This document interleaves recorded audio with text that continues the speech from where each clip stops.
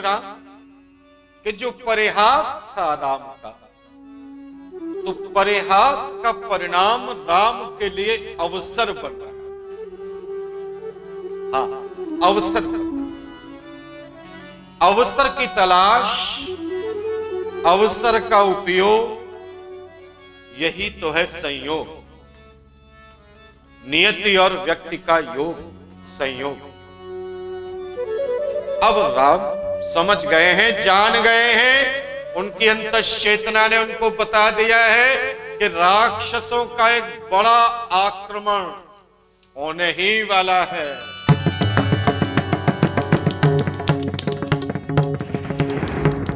राक्षसों के आक्रमण के लिए सतर्क है राम। पंचवटी से चली गई है शूर्पणखा, अपमानित, क्रोधित, काम दग्ध शूर्पणखा चली गई है पंचवटी से। राम सचेत है, सतर्क है, और राम को यह भी पता है, राम जानता वही है जो उत्कृष्ट होता है और जिसकी उत्कृष्टता प्रमाणित होती है। मेरे राम,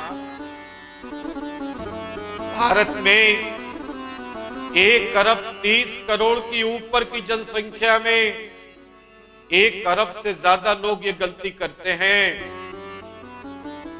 तुम तो नहीं करोगे कि वे अपने को स्वयं को श्रेष्ठ मानते हैं, जबकि उनकी श्रेष्ठता प्रमाणित नहीं होती। अगर प्रमाणित नहीं है श्रेष्ठता, तब तक इंतजार करो अपने को श्रेष्ठ मानने का। स्वयं में श्रेष्ठ होना आत्मविश्वास नहीं, लेकिन राम तो श्रेष्ठ हैं, उनकी प्रमाणिकता आप लगातार देख रहे हैं। तो राम जानते हैं कि राक्षसों का जो आक्रमण होगा उसका लक्ष्य राम नहीं होंगे, लक्ष्मण नहीं होंगे, लक्ष्य केवल और केवल सीता होगी।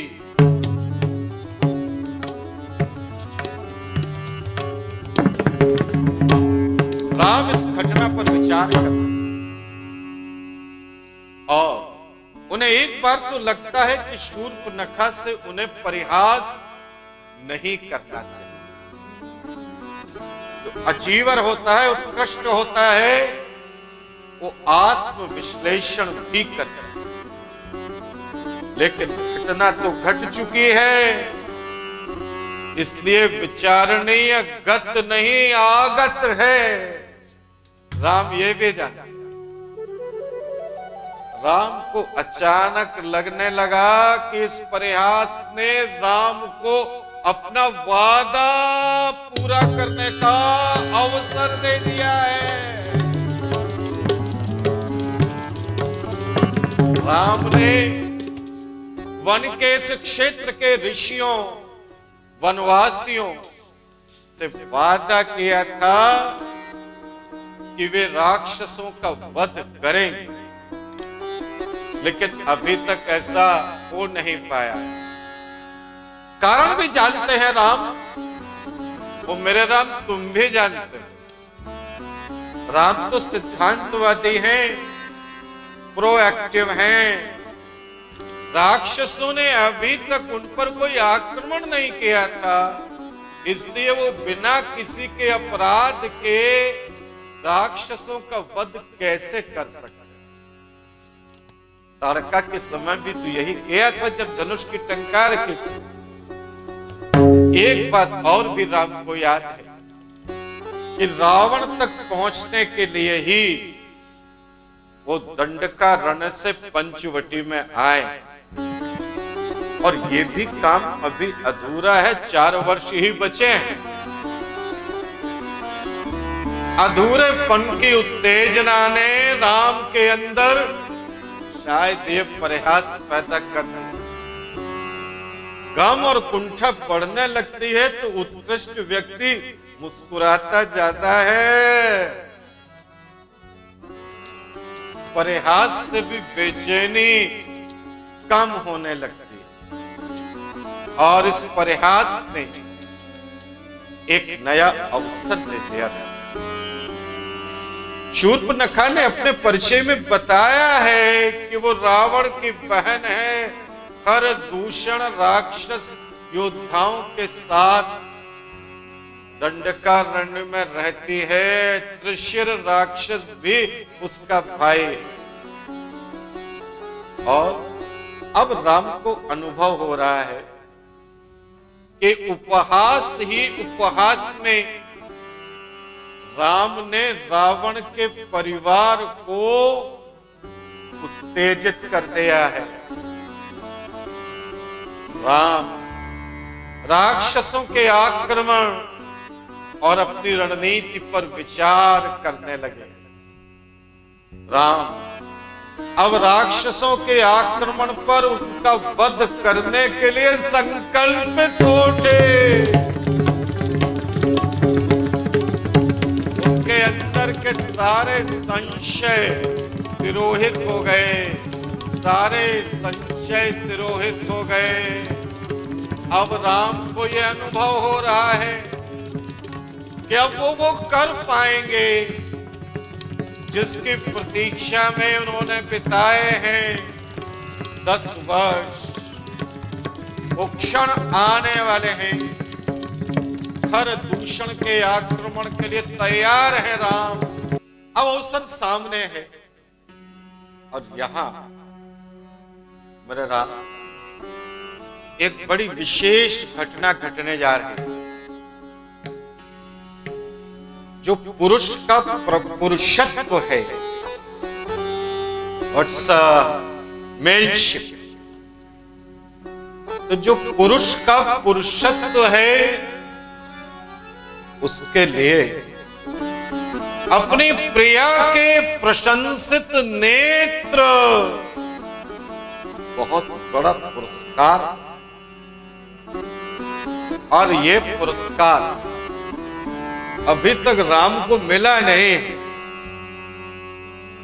हाँ, अब मिलने जा रहा है। थोड़ा सा आपको ले चलते हैं फ्लैशबैक।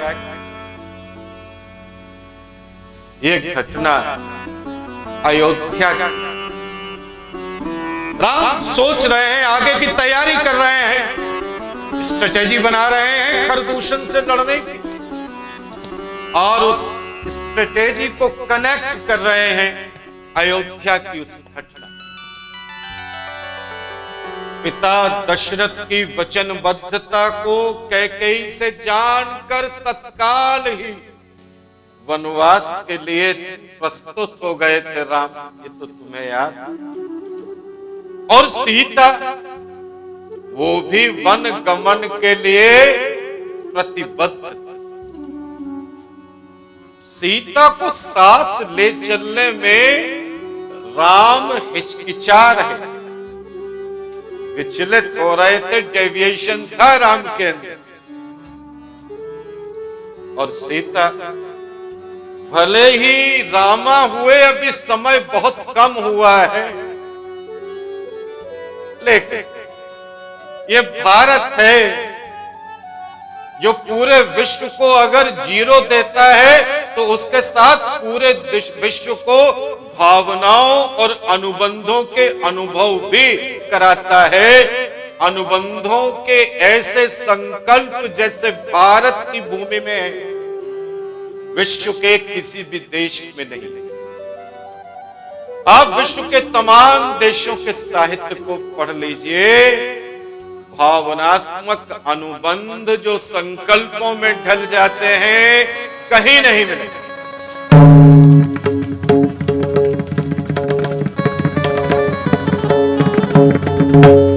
सीता ने राम के विचलन को अनुभव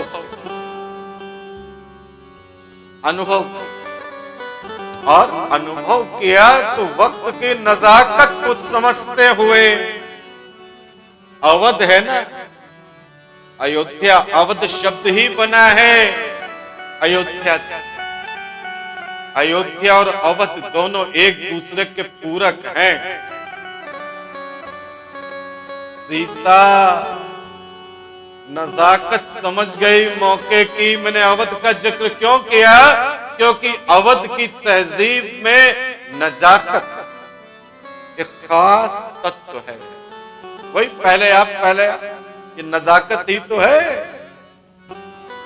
सीता कटाक्ष कर बैठी राम पर, और कहा सीता ने राम से कि मेरे पिता को नहीं पता था कि वो अपनी बेटी का विवाह एक स्त्री से कर रहे हैं।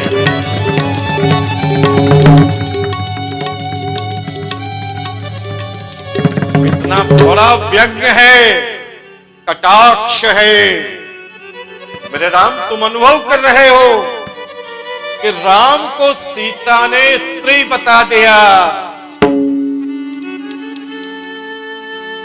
और ये वो जमाना है जब विमेन एम्पावरमेंट जैसी कोई बात नहीं है, फेमिनिज्म नहीं है, वुमेनिज्म नहीं है।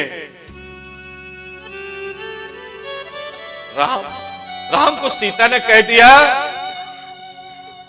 कि तुम क्या स्त्री हो? स्त्री माने यहां पन है, डरपोक। सीता का यह कहना राम के पुरुषत्व के लिए बड़ी चुनौती थी, बड़ी चुनौती थी। मानव है मेरे राम। मिलेंगे अगले एपिसोड में, आगे की कहानी चल रही है। मानव है मेरे राम।